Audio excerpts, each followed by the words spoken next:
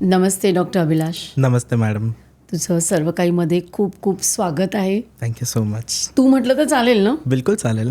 एवढ्या लहान वयामध्ये तू मोठी मोठी शक्तिपीठं, मंदिर, देवी देवता, अध्यात्म याचा एवढा अभ्यास केला आहेस, तर हा तुझा जो प्रवास आहे आध्यात्मिक, तो कधी सुरू झाला आणि कसं काय म्हणजे या विषयाकडे तू वळलास?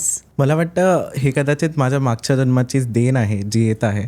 कारण मी अगदी 2-3 वर्षाचा होतो तेव्हापासून देवीचे आणि कालिकेचे मी खूप सुंदर सुंदर चित्र काढायचो.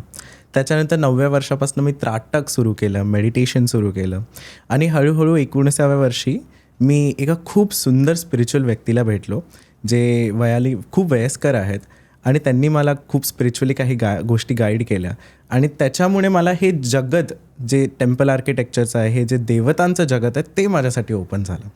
मग या गुरूंनी तुला दीक्षा दिली का 18व्या वर्षी? त्यांनी खूप इंटरेस्टिंग गोष्ट आहे, म्हणजे हा एक खूप सुंदर किस्सा आहे. मी त्यांच्याकडे गेलो आणि त्यांनी माझी नाडी चेक केली. ते आयुर्वेदाचार्य आहेत. त्यांनी नाडी सहज पकडली आणि एक मंत्र बोलला विष्णूंचा, शुक्लाम वरदनम विष्णू. आणि जसंच ते बोलत होते ते हसले आणि त्यांनी मला सांगितलं की हे बघ राजा, येत्या काही दिवसात तुझ्यासोबत खूप सुंदर स्पिरिच्युअल अनुभव होणार आहे, तुझी शक्ती जागृत होणार आहे आणि तुला ते फील करायचं आहे. त्यासाठी तुला रेग्युलरली मेडिटेशन करायचं आहे, सकाळी संध्याकाळ तुला स्वतःला टाईम द्यायचा आहे. आता ते असं बोलले खरं, मी सुरू पण केलं मेडिटेशन आणि मला वाटत होतं की काहीतरी होतं आहे, बिकॉज इंटेन्सिटी फील होत होती. आणि लक्ष्मीपूजनच्या रात्री बरोबर 3:30 वाजता माझी ती शक्ती जागृत झाली, कुंडलिनी शक्ती, आणि ती मला लिटरली माझ्या मूळाधारापासून वरती फ्लो होताना जाणवली.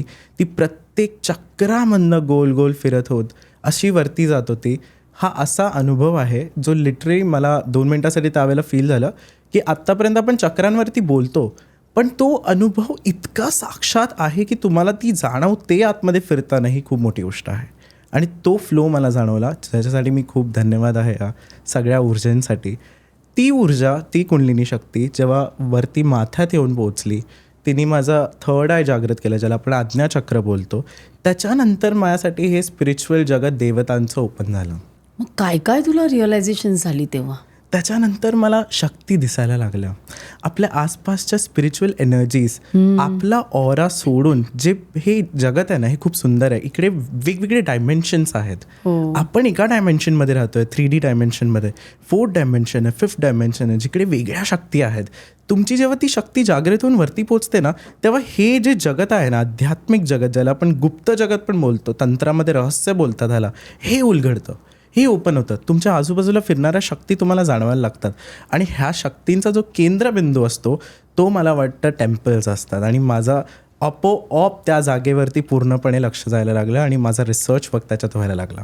मग पहिलं कुठलं असं मंदिर की तू त्याचा अभ्यास सुरू केलास आणि एक सिक्रेट्स ओपन झाली आणि तुझे आध्यात्मिक अनुभव यायला लागले? कारण आपण मुंबईतच राहतो, ठाण्यात राहतो, तर पहिलं असं मंदिर म्हणजे सगळ्यात जवळचं आपलं गणपती बाप्पाचं सुंदरसं सिद्धिविनायक, अष्टविनायकपैकी एक. आता ह्या मंदिरात गेल्यावरती मी तुम्हाला एक वेगळा अनुभव माझा इकडे तर खूपच सुंदर आला. मी तुम्हाला एक गोष्ट सांगतो. वास्तुशास्त्राच्या शास्त्रानुसार ह्या मंदिराची जी देवता आहे, मूल देवता सिद्धिविनायक, जे गणपती आहेत, ते साऊथ वेस्टमध्ये बसलेत, जी एक्सपर्टीजची जागा आहे. तुम्ही या मंदिरात तुम्ही बघा, मोठे मोठे लोक इकडे येतात, किती वेगवेगळे ॲक्टर्स येतात, किती बढियाशी लोक येतात जे त्यांच्या फील्डमध्ये पारंगत आहेत. जर का तुम्ही असा थॉट घेऊन जाता की मला माझ्या लाईफमध्ये हे अचीव करायचं आहे, देवता मला प्लीज मदत करा, तुम्ही जर का तुमच्या एक्सपर्टीजला घेऊन इकडे जातात, ते सिद्धी प्रदान करतात. सिद्धीचं मिनिंग असतं एक्सपर्टीज. तर विनायकाचं कामच आहे तुम्हाला ती सिद्धी देणं, आणि ते करंट साऊथ वेस्टमध्ये वास्तुशास्त्राचा सगळ्यात सुंदर नमुना आहे ते ही पूर्ण जागा.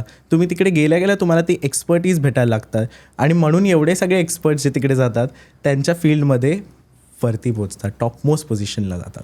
हो, कारण अगदी म्हणजे अंबानींपासून अमिताभ बच्चनपासून सगळे क्रिकेटर्स, सेलिब्रिटीज, आत्ता मला वाटतं सगळेजण रात्री चालत जाणं आणि कुठलीही गोष्ट करण्यापूर्वी सिद्धिविनायकाचं दर्शन. खूप खरं, खूप खरं, बरोबर ना? येस, खूप खरं आहे. आणि ती देवता त्यांना देते, ती साक्षात देते. विचार करा ना, मी ह्या गोष्टीवरती खूप जास्त माझा रिसर्चवर राहिला की हे जे अष्टविनायक आहेत ना, तुम्ही बघाल आपल्या इकडे अष्टविनायक आहेत. आपले मराठी लोकांमध्ये भले देवावर विश्वास नसेल, पण आयुष्यात एकदा अष्टविनायकाची यात्रा सगळ्यांना करायची असते. खूप खरं आहे. काय असं असतं की ते अष्टविनायक त्यांना आकर्षित करतं? खूप सुंदर प्रश्न आहे. मी तुम्हाला खरं सांगतो, आपल्या देशामध्ये ना 52 शक्तिपीठ आहेत, 108 दिव्य देसम आहेत, पण अष्टविनायक ह्या देशातले सर्वात जुने मंदिर आहेत. गाणपत्य तंत्र म्हणून एक तंत्र आहे जे गणपतीशी संबंधित आहे. आपल्या देशामध्ये शक्तितंत्र आहे, भैरवतंत्र आहे, असे वेगवेगळे तंत्र आहेत. गणपत्य तंत्र इतकं जुनं आहे आणि त्याची ही मूलस्थानं आहेत अष्टविनायक. त्यातलं मोरगावचा मोरेश्वर जो आहे, मयुरेश्वर ज्याला बोलतात, ते सगळ्यात जुनं गणपती तंत्राचं खरं हे स्थान आहे. ह्या जागेंवरती गेल्या गेल्या तुमच्या तंत्राच्या समस्या हटतात, प्लस तुम्हाला ते भेटायला लागतं जे तुम्हाला हवं आहे. And it can be anything. I mean तुम्हाला जे मॅनिफेस्ट करायचं आहे. गणपती कोण आहे? शिव आणि शक्तीचा मुलगा. शिव म्हणजे कॉन्शियसनेस, चेतना, म्हणजे एखादी आयडिया. जसं स्टीव्ह जॉब्सने विचार केला त्याला आयफोन बनवायचा आहे, आता आयफोन एक आयडिया आहे. आणि शक्ती म्हणजे काय? त्या आयडियाला साकार करणं, मॅनिफेस्ट करणं. गणपती या दोन्हीचा संगम आहे, म्हणून तो मॅनिफेस्टेशनचा कारक आहे. हे असे मंदिरं आहेत जे तुमचे प्रत्येक गोष्ट मॅनिफेस्ट करते जी तुम्हाला हवी आहे. म्हणून मी नेहमी सजेस्ट करतो लोकांना, काहीतरी मोठा विचार करून जा. मोठं काय असू शकतं की माझ्यामुळे किती लोकांना इम्पॅक्ट होईल चांगला. जेव्हा तुम्ही हा थॉट घेऊन जाता तर देवता तुम्हाला ते देतात.